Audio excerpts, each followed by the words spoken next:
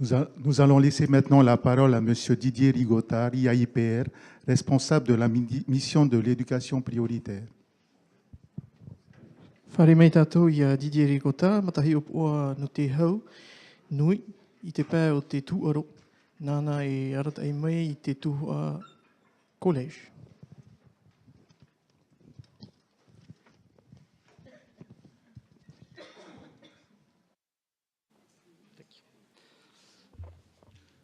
Je crois que je vais arrêter le cycle des remerciements.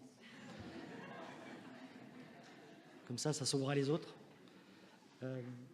Par contre, malgré tout, j'en ai deux à faire. Ils vont être très rapides. Le premier, je pense que...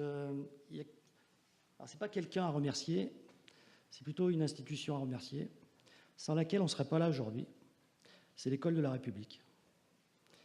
Et je pense que l'éducation prioritaire est au cœur de ce système-là et elle porte les valeurs très fortes de cette école. Donc le remerciement, il va à l'école d'abord. Le deuxième remerciement, pour moi, je pense que si on veut que l'éducation prioritaire réussisse, et donc les REP+, dans le mot REP, il y a réseau, et sans les partenariats, sans le travail en commun tous ensemble, on n'arrivera jamais à avancer et on n'arrivera jamais à réussir. Donc, il faut donner ou dire un grand merci à tous ces adultes qui, de près ou de loin, travaillent avec les élèves, pour les élèves. Et là, j'entends les enseignants, les directeurs, etc. Tous ceux-là, ils sont vraiment au courant qu'ils sont au cœur du système.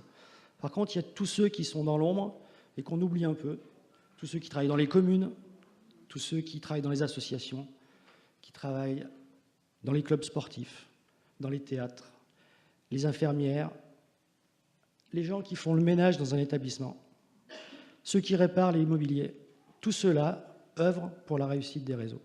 Donc merci à eux.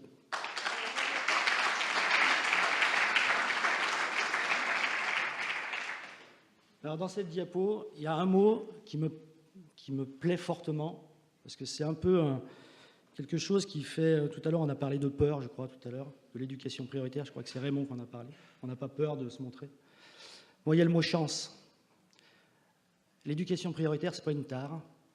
Je pense que si elle a été créée, c'est qu'il y avait des besoins. Et c'est une chance pour les élèves que l'école ait inventé ce système-là. Deuxième chose, c'est une chance pour tous ceux qui y travaillent.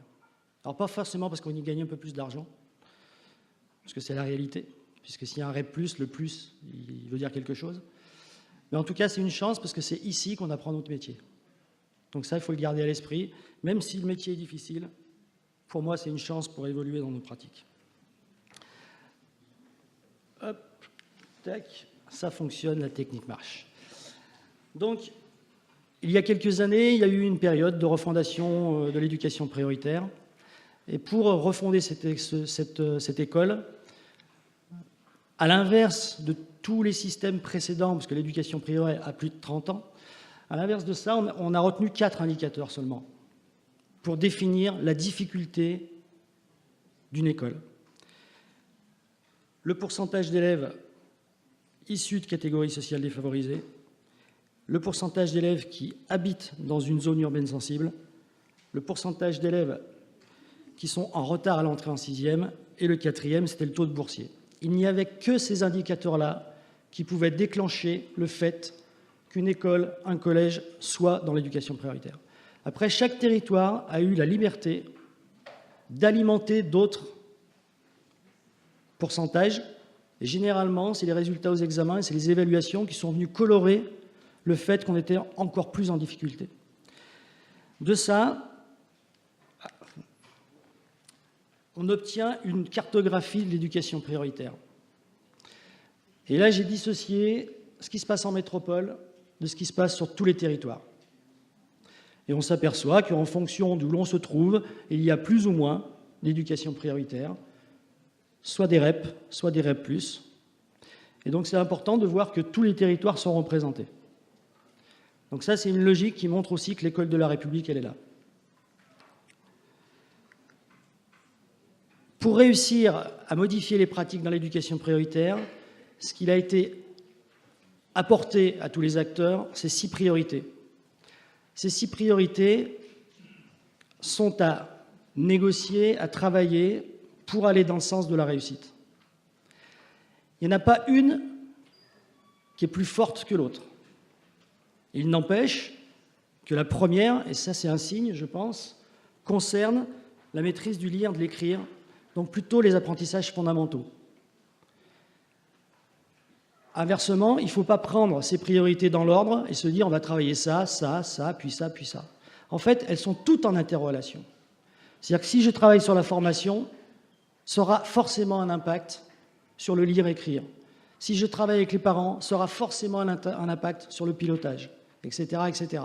Donc chaque priorité a sa place et est en interrelation.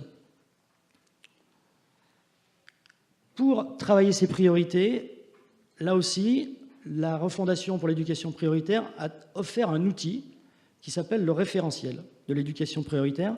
Et chacune de ces priorités est déclinée, alors j'aime pas bien ce mot, mais par des actions ou des manières de faire. Même dans le texte, on parle de bonnes pratiques, voilà, pour réussir. Donc ça, c'est un outil qui est offert à tous les pilotes, tous les enseignants. Il est même lisible pour les parents. Donc il n'y a pas de secret là-dedans. Et c'est vrai qu'on l'oublie peut-être un peu. C'est un référentiel qui peut être très utile dans la réflexion de l'offre qu'on fait pour faire réussir les élèves. Tac. Et alors, pour accompagner ça, en métropole, 14 mesures ont été offertes. La Polynésie, qui a cette force-là de pouvoir gérer son éducation, en a créé quelques-unes de plus. Il y en a une vingtaine. Je ne vais pas vous les lire, parce que ça serait trop long. Mais surtout, c'est que dans ces 20, on repère qu'il y en a certaines qui sont plutôt dédiées aux élèves, certaines qui sont plutôt proches des équipes, et les dernières qui sont plutôt offertes aux responsables de l'éducation prioritaire pour faire des choix. Il n'y en a plus derrière. Je crois qu'il y en avait encore une derrière. Donc voilà, ça, ce sont toutes les thématiques que nous allons travailler dans l'après-midi pour essayer de voir où nous en sommes dans leur efficacité. Mais chacune de ces mesures est au service des 6 priorités. Donc ça, il faut vraiment le garder à l'esprit. Et tout au long du séminaire, il faudra vraiment faire des allers-retours entre ce qu'on fait dans la classe et ce qu'on doit réussir dans la globalité. Voilà, je vous remercie.